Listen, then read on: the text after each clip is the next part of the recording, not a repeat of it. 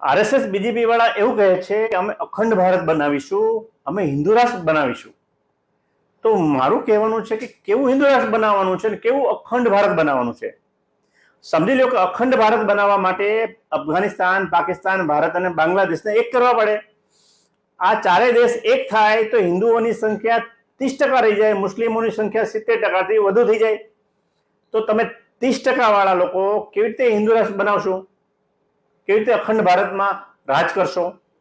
હવે રહી વાત હિન્દુ રાષ્ટ્રની, તો હિન્દુ રાષ્ટ્ર તમે બનાવો છો તો હિન્દુ રાષ્ટ્રમાં બંધારણ અત્યારે લાગુ છે, છતાં એસસી એસટી ઓબીસી એવા 85% વસ્તીને તેના બંધારણીય અધિકાર તો આપતા નથી.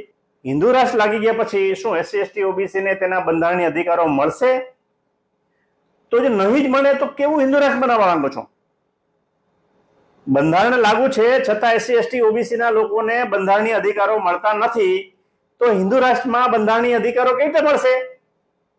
હિન્દુ રાષ્ટ્રમાં બંધારણ સમાપ્ત થઈ જશે તો મનુવાદી વર્ણ વ્યવસ્થા વાળા બંધારણમાં એસસી એસટી ઓબીસી નું સ્થાન શું? તો એસસી એસટી ઓબીસી ની હાલત હિન્દુ રાષ્ટ્રમાં કેવી થશે તે તમારે જણાવવું રહ્યું. સમ્રાટ અશોકનું મૌર્ય સામ્રાજ્ય અડધી દુનિયામાં હતું. ભારતના ભાગલા શું કામ થયા? હિન્દુ રાષ્ટ્ર બને તો ક્યાં હિન્દુના હિતમાં રાષ્ટ્ર હશે તે સવાલ સમજવો ખૂબ જરૂરી છે. ઈસવીસન પૂર્વે 263 થી ઈસવીસન પૂર્વે 232 સુધી મહાન સમ્રાટ અશોકનું અડધી દુનિયા પર રાજ હતું. હાલના ભારત, પાકિસ્તાન, અફઘાનિસ્તાન, નેપાળ, બાંગ્લાદેશ, ભૂટાન, મ્યાનમાર, ઈરાન, બલુચિસ્તાનમાં સમ્રાટ અશોકનું રાજ હતું. સમ્રાટ અશોક બૌદ્ધ ધર્મથી પ્રભાવિત હોવાથી તેમણે પોતાના રાજ્યમાં બૌદ્ધ ધર્મનો પ્રચાર કર્યો હતો. અશોકના સમયમાં લાખો બૌદ્ધ ભિક્ષુઓ હતા, જેના કારણે આજે અડધી દુનિયામાં બૌદ્ધના અવશેષો મળી આવે છે, બૌદ્ધની ગુફાઓ મળી આવે છે. ઈસવીસન પૂર્વે 180 સમયમાં પુષ્યમિત્ર શૃંગ નામના સેનાપતિએ દગાથી અશોકના વંશજ બૃહદત્ત મૌર્યની હત્યા કરી મૌર્ય શાસનને સમાપ્ત કર્યું હતું. ત્યાર પછી શૃંગ શાસન શરૂ થયું હતું, જેણે લાખો બૌદ્ધ ભિક્ષુકોની હત્યા કરાવી હતી. ભારત દેશ જ્યારે આઝાદ થયો ત્યારે લોકશાહીની સ્થાપના કરવી તેવી શરતો હતી. હાલના ભારત, પાકિસ્તાન, બાંગ્લાદેશ ત્રણેય એક હતા. આ ત્રણેય દેશની વસ્તી હિસાબે હિન્દુઓ 40% અને મુસ્લિમો 60% હતા. ઇલેક્શન થાય તો હિન્દુઓને બહુમતી મળે નહીં અને સત્તા મળે નહીં, એટલે કોંગ્રેસના નેતાઓએ સત્તાની રણનીતિ માટે પાકિસ્તાનને અલગ કર્યું, પછી બાંગ્લાદેશને પણ અલગ કર્યું, જેથી મુસ્લિમોની વસ્તી અલગ થઈ જાય અને હિન્દુઓ મેજોરિટીમાં આવી જાય તો હિન્દુઓ હંમેશા સત્તા પર રહે. હિન્દુઓમાં પણ હંમેશા બ્રાહ્મણો જ સત્તા પર રહે તેવી ગોઠવણી કરવામાં આવી હતી. આઝાદી પછીની પ્રથમ ચૂંટણીમાં 63% બ્રાહ્મણો ચૂંટાઈ આવ્યા હતા, જેની દેશમાં 3% જનસંખ્યા છે તે 63% ચૂંટાઈ આવ્યા. આઝાદી પછી સંવિધાન લાગુ પડતા તમામ લોકોને સમાન હક અધિકાર લાગુ પડતા વર્ષોથી શોષણ કરનારો વર્ગ શોષણ કરી શકતો નથી, જેથી તેણે વારંવાર સંવિધાનને બદનામ કરવાનું શરૂ કરી દીધું. જેમ કે આઝાદી પહેલા શુદ્ર સ્ત્રીના લગ્ન થાય તો પ્રથમ 3 રાત સાહુકારને ત્યાં ગુજારવી પડતી હતી.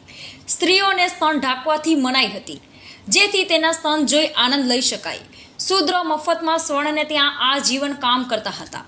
શૂદ્ર સંપત્તિ કે હત્યા રાખી શકતા ન હતા. શૂદ્રને શિક્ષાનો કોઈ અધિકાર ન હતો. આમ સ્વર્ણએ 90% વસ્તીને ગુલામ રાખી તેના તન, મન, ધન પર આધિપત્ય સ્થાપ્યું હતું. મંદિરોમાં દેવદાસીના નામે નાની બાળાઓનું શોષણ કરવામાં આવતું હતું. આ બધા જ કારનામા સંવિધાન લાગુ થતાં બંધ થઈ ગયા.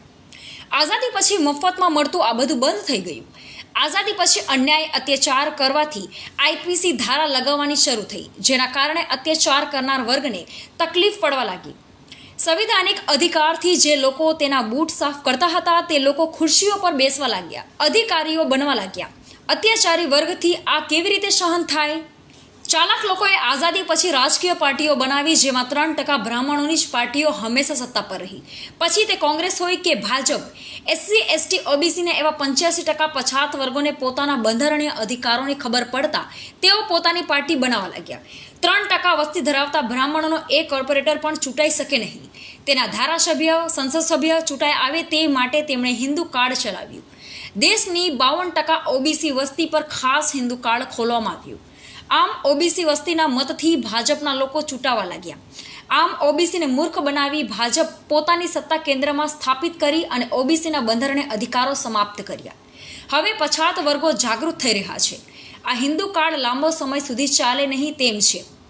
એટલે હિન્દુ રાષ્ટ્રના નામે બધા જ લોકો ભાજપને વોટ કરીને ભાજપને 2/3 બહુમતી સંસદમાં મળી જાય તો સંવિધાનને સમાપ્ત કરી હિન્દુ રાષ્ટ્રના નામે મનુવાદી સંવિધાન લાગુ કરી દે. જે સંવિધાન લાગુ થતાં જ બાબા સાહેબ આંબેડકરે બનાવેલા બંધારણે આપેલા સ્વતંત્રતા, સમાનતા, ન્યાય, બંધુતાના તમામ અધિકારો સમાપ્ત થઈ જશે. પછીથી એસટી, એસસી, ઓબીસીના લોકો પર અત્યાચાર શરૂ થશે. ત્યારે બાબા સાહેબના સંવિધાનની કિંમત થશે. સ્ત્રીઓ ફરી 4 દિવારીમાં કેદ થવા લાગશે અને ગુલામ બનાવી દેવામાં આવશે. શૂદ્ર એવા એસસી, એસટી, ઓબીસીના લોકોના તમામ અધિકારો સમાપ્ત થઈ જશે. શિક્ષણ, નોકરીના અધિકારો સમાપ્ત થઈ જશે. ફક્ત સફાઈ કામદાર જેવી પોસ્ટ શૂદ્રો માટે રહેશે. અખંડ ભારત બનાવવાનું છે, હિન્દુ રાષ્ટ્ર બનાવવાનું છે.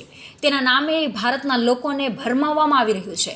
અખંડ ભારતમાં ભારત, પાકિસ્તાન, બાંગ્લાદેશ અને અફઘાનિસ્તાન એક થઈ જાય તો મુસ્લિમોની વસ્તી 70% થઈ જાય.